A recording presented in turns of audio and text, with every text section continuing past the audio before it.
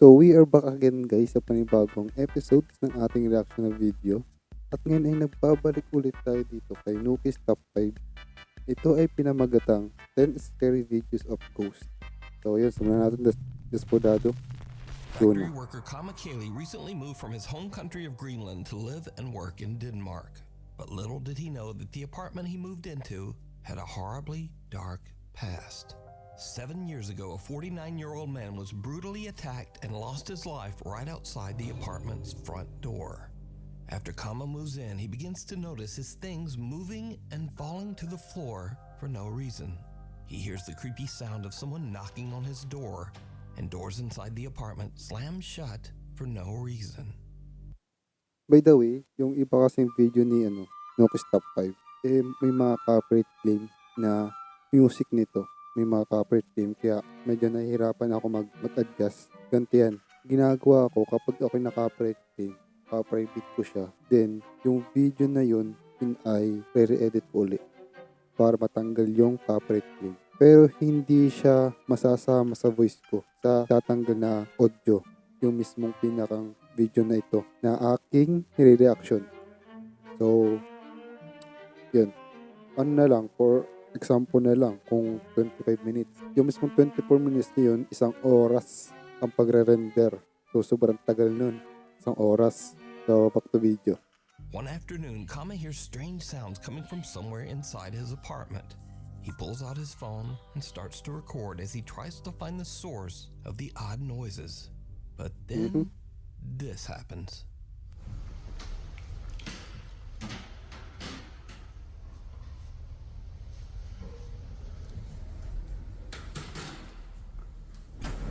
Ay, puti ka. Gagi, gugulat ako dun ah. Bah.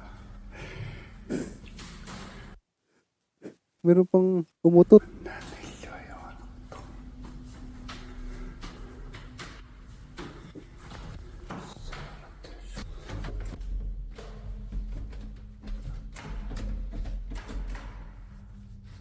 Naglock yung pinto, par.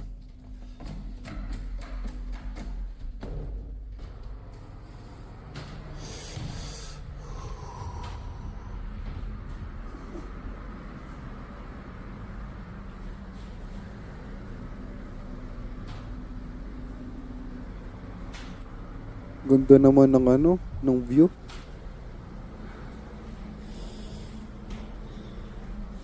Grabe namang view yan.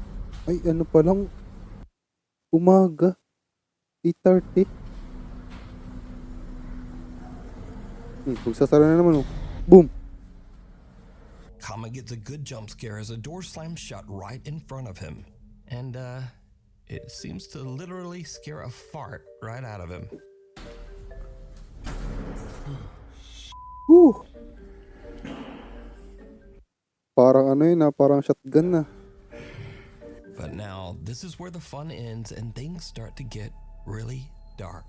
Because another day, not long after sunset, the eerie activity in the apartment starts up once again. Binarin ka ng shotgun. Now, Kama is a bit scared, but once again, he takes out. Alam ko, ang layo nun sa sa putok ng shotgun. Yung pagkasara ng pinto. His phone to try to record proof. I mean yung tunog ng pinto. Pagkasara ng na malakas. Of the creepy activity in his apartment. What happens next is truly creepy.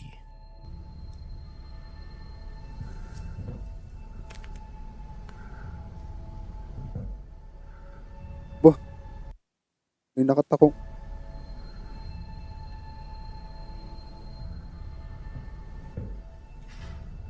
Nagbubukas ng kusa, par.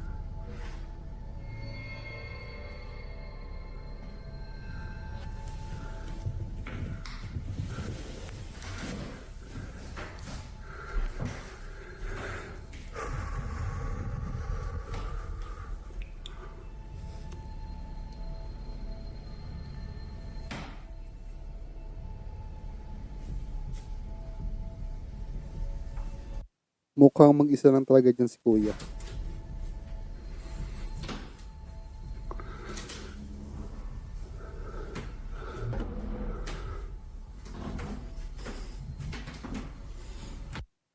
Grabe ang mga nagpaparamdam dito. Lahat talagang pinipili, mapa-araw o gabi, talagang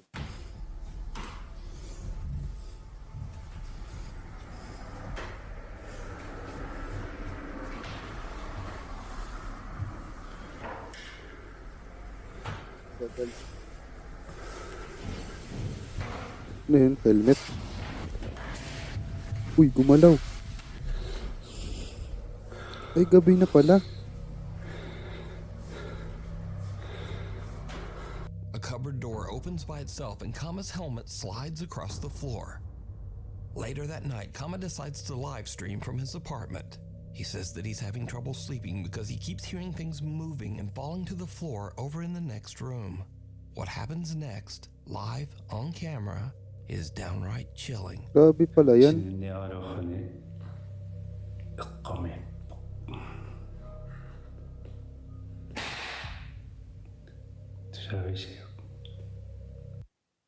O yeah, mga sa'yo lumipat ka na ng bagong bahay. Visit yan.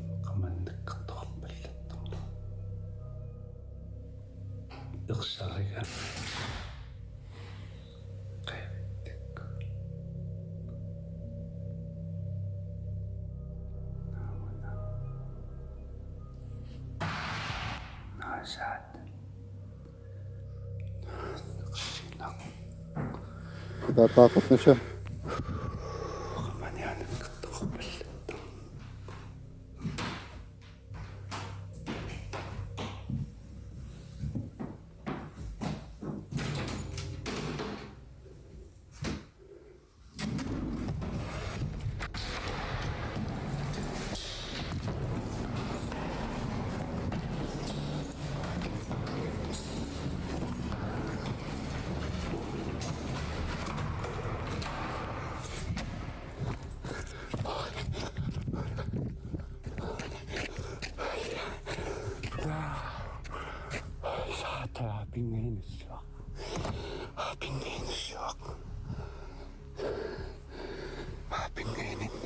Caught live on stream, Kama hears the sounds of his belongings falling to the floor in the other room. But when he goes to investigate, the drawers of a small cupboard slide open on their own. Kama Kahit naman ako eh. Ganyan din ang gagawin ko, tatakbo palabas, has had enough pababa. and runs down the stairs and Siyempre, tatakbo muna ako ng pababa bago lumabas. out of the building. But when he looks up at his apartment window, he is shocked to see someone or something standing inside his Sus, nakita ko na yan. apartment, seemingly looking right down at him. So, with everything that has happened, could Kama's apartment actually Umalis be din. haunted by the restless ghost of the man whose life was taken there? Let me know what you think. Just a Umalis quick din. side note, but Greenlandic is only spoken by around 57,000 people in the entire world. So a huge thank you to Nuke's Top 5 viewer Wilhelm for translating Nuke's Top 5 viewer videos. Nuke's Top 5 viewer Natalie Hintz is taking a few iPhone Live photos of her sister-in-law and niece at a scenic lookout in Utah, when suddenly she notices something very odd. Boy, nakatayo yung bike ngayon ah.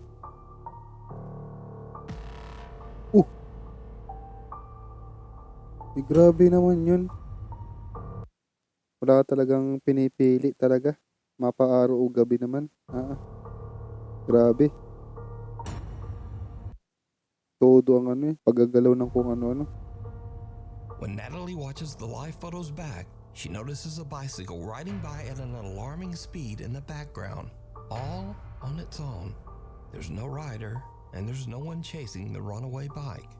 Natalie says she is creeped out by the strange photos. Imposible na may tali yun. Ang inang yan. Nako. Viewer Steven Figueroa says that he's been experiencing paranormal events since he was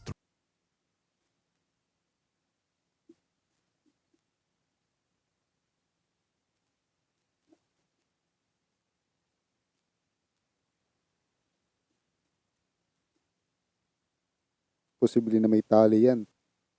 Yung bike mismo.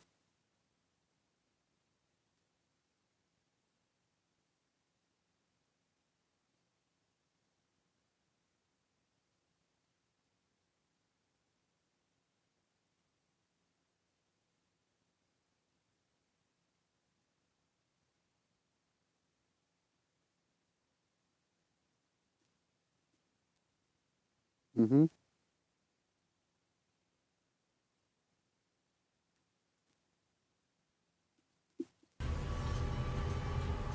Gumagalaw yung ano, yung ilaw na yun.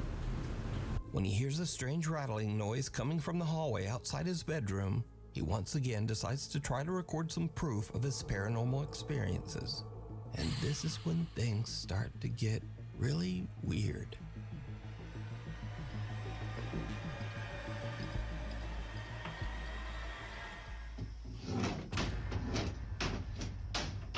A picture frame on the wall violently moves and raises up, almost as if it's trying to fly right off the wall.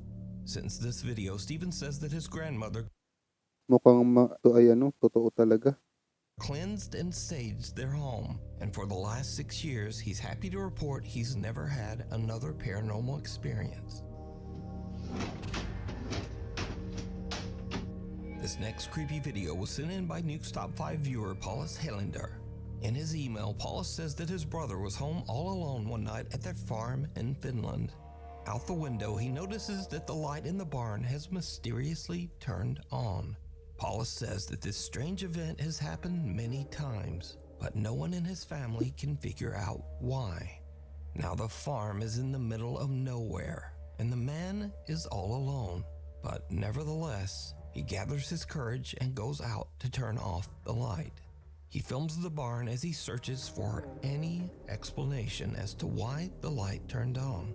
What happens next is downright creepy.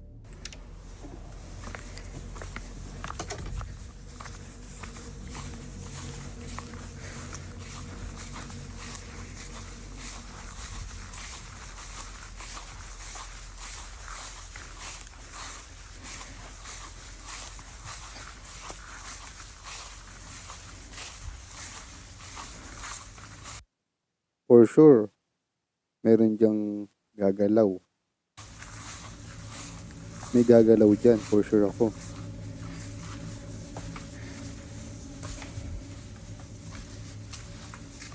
May mga kakalampag din dyan.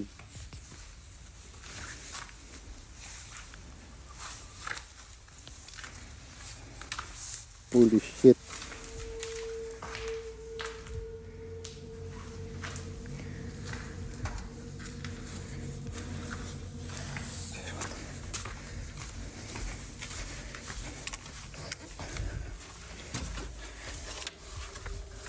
Did you see it? A pale, undefined face can be seen staring in through the window of the barn, seemingly watching the man before disappearing into the night. Thankfully, whatever it was seems to have Hindi ko nakita yun scurried off, and the man returned home unharmed. But what do you think this is? Is it something paranormal, or perhaps something even more terrifying? A real person stalking around the farm in the middle of nowhere in the dead of night. Hanako-san. A group of friends at a high school in Japan hear crying coming from the restroom Japan na during their naman. lunch break. Now in Japan, there is a famous legend of a girl named Hanako-san. This young girl's spirit is said to haunt restrooms in schools across Japan. The group moves in, all of them a bit hesitant to investigate the source of the creepy sound. Needless to say, it did not go well.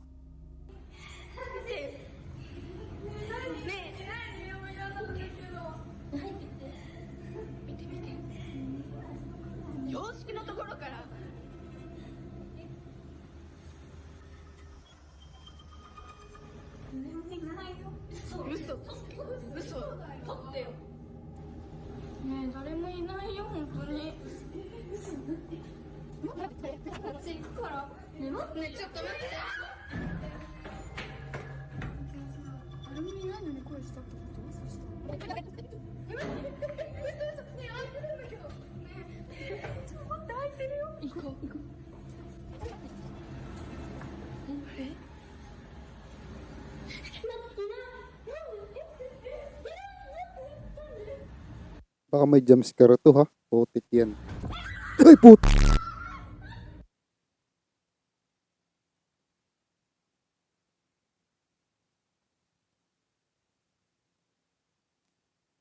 Ayoko na.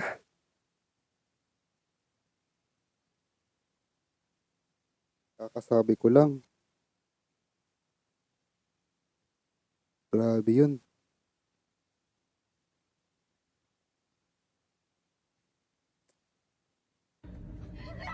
The girls are just about to leave until they suddenly hear a loud bang and go back for a look.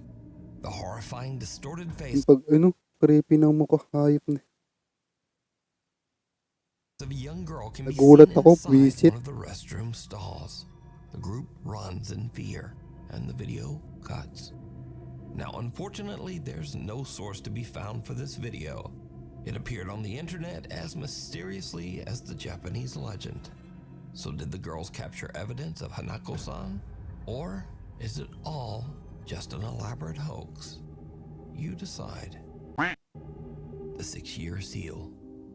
A girl says that she lives in a spooky house that was built in the early 1800s. She says that as long as she can remember, strange unexplained things have happened around the home, including odd noises and creepy unexplained footsteps in the middle of the night. Tragically, the girl's mother passed away inside the house under mysterious circumstances. Soon after, the girl's granddad became convinced that there was something evil inside the home. For unknown reasons, her granddad sealed his bed Gagi. Ang creepy nung mukha ng bata. bedroom shut, hid the key, and Nagulat left the ako, house, visit yan. never to return. The old man's room remained locked off for the Ang next galing. 6 years. Then suddenly, one day the key to the room was found just lying in the open on the living room table, with no explanation as to how it got there. One night, the girl and her friends decide to explore the allegedly haunted house, using a spirit box in hopes of getting some kind of answer from the other side. And that's when things take a very unexpected turn. If there's anybody with us, can you tell us your name? We don't usually tell you her name. In a lot of reasons. Oh, y'all heard that. Y'all heard that.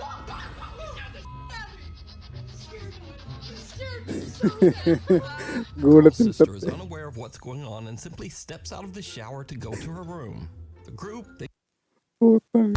it's a ghost and freaks the Gulat yung out. tatlo eh. But things are about to take a much more sinister turn as the three friends finally decide Gulat to yung unlock tatlo eh. and explore her granddad's 6-year sealed bedroom. That was just a bedroom? Are you going in? No, I'm getting a bad feeling about this. I don't feel good. No, I don't. I just got so lightheaded. That. I just got Corbin, don't be going through this stuff. I just got so lightheaded. Oh my god. Yeah, I know. I got lightheaded as soon as I walked in here. Yeah. You are not welcome here. Oh, my head's itching. I If think there's there's any lights spirits in here. leave. You are not welcome. Why is Santa Claus locked up? Takas ng trip eh. That thing's creepy. What? Diyos Santa, ko, what are you Japan talking nga about? naman talaga. It Oh. could be an object in here. Yeah. Did your grandpa ever think about that? Like, it could be an object. You could just burn the whole room. What are you doing in the closet, dude? Oh, my back's burning. Is it really? My bag's Do you have burning. scratch marks in it? I don't know. Oh my god. No, you're kidding. Stop. Stop. No, Get out. Get out. Get out. You Get out. have Get out. Get out. Get out. scratch marks up your back. Stop. No, you do. Stop. You're giving me anxiety. Oh my f***ing god. You're kidding, right? You're kidding. No. The girls are shocked as their friend seems to get scratched by something inside the room. It took us like 5 minutes to unlock that door. Like it Yeah. wouldn't open. We May went in and touch. immediately I felt lightheaded. Didn't you say you didn't feel good? I did not feel good. Yeah. So immediately I felt lightheaded and I was like, okay. But okay, weird. But I was just trying to like play it off, you know, like it's not real. He said that his back was burning, and as a joke, I was like, oh, imagine if he had scratch marks. And then he had them. And in the video, you obviously can see there was no one near him. After this terrifying ordeal, the group believes Grabe, oh. something is Parang kalmot lang ng pusa. very wrong Pero hindi namang inside that house. They say that they plan on just staying Ganyan ka lala. Iba yung na eh. out of that Iskat bedroom. talaga. But what do you think is going on here? Could there be a dark entity linked to that bedroom? Or is it all just an elaborate hoax? You decide. Lost Soul. In Michoacan, Mexico, a photographer named Paco is waiting in his studio for his friend Eduardo to arrive to work on a project. Paco suddenly hears his friend Eduardo outside his open window, talking loudly to someone on the street. Paco checks his security camera to see what's going on. And, just watch. Parang napanood ko na to.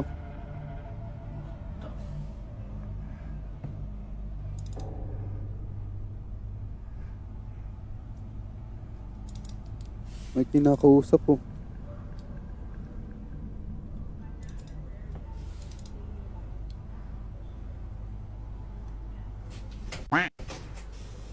Güey, te juro por Dios, güey. Te lo juro por Dios que un señor me preguntó qué onda era la pinera. No digas mamadas. Te lo juro por Dios, güey. Un señor se me acercó y preguntó, oiga, disculpe, ¿dónde es la pinera? Y por eso le explico, le digo que tenía que cruzar y darle más para abajo, güey, te lo juro. Te lo juro, güey, no mames. May kinakausap sila. Eduardo swears that a man was asking him for directions, but the security footage shows no one there, just an odd white mist. So did Eduardo have a conversation with a ghost? Ano? Or a brief mental breakdown? Because he seems convinced. So let me know what you think. Alice Attic. Amateur paranormal investigator Phil Koch has been posting strange captures from his May supernatural kinakausap. explorations for 15 years on YouTube. Uy. The hell was that? Wait, gotta get the camera. Shh.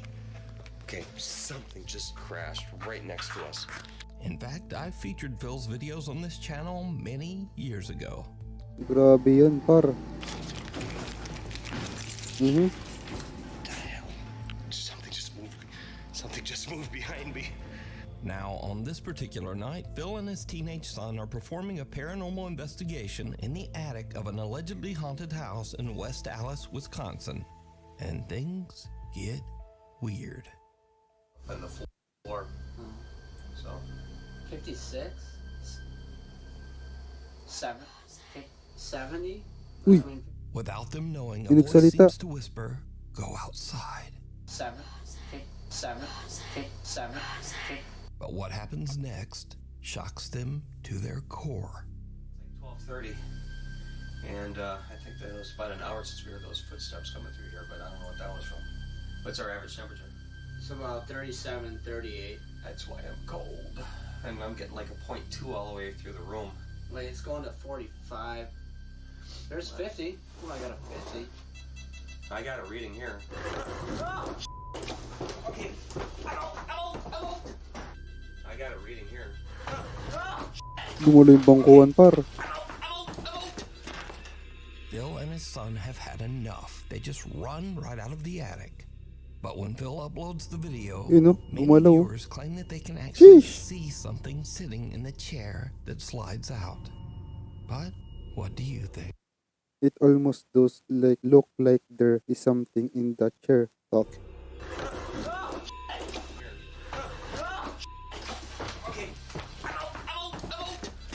The wandering patient. Takbo sila eh. This next video takes place in an allegedly haunted hospital.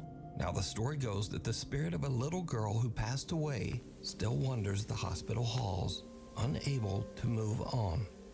Down in the hospital cafeteria, the staff working the late night shift experience something that makes their blood run cold. Uy, bumubukas yung ano. No, no, no, estar asustando. Yo quiero llorar. Foto, ya está grabando. ¿Está grabando? Sheesh. Ano? Ya deja de jugar, niña. Ay, no, Dani, quiero miedo. Nagbubukas, par. No mames, no mames. Pequeña, que estamos jugando, ven acá. Ya se fue para allá. Ano? Se abrieron las de allá. Se abrieron las dos. Ya se salió, a lo Yung mejor. pintuan din. Ay, no. Bubukas ulit yung pintuan dyan. Mire, nunca me asusto. Y ahora... Ay, no mames, no, ya. ¿Qué necesitas, pequeña? ¿Eh? ¿Ocupas algo? Pequeña. May dumaan pa. Now, the hospital night staff all know the creepy story of the Ah, little ghost that supposedly wanders the hospital. So they watch in terror as the cafeteria gates and automatic Ay, no. door open Nagbukas yung and pintuan, no? close on their own, almost as if someone is walking Sheesh. there. But as the doors close, a Ay, small no. dark Nagsara na figure naman. can be seen walking by the doors on the other side. But whatever it is, it somehow just doesn't trigger the automatic doors. So could the stories be true? And is the hospital indeed haunted by the spirit of a little girl? I leave that up to you to decide. So dito ko na muna tatapusin tong video na to, and yan, ingat and God bless in the next one na video. Paalam.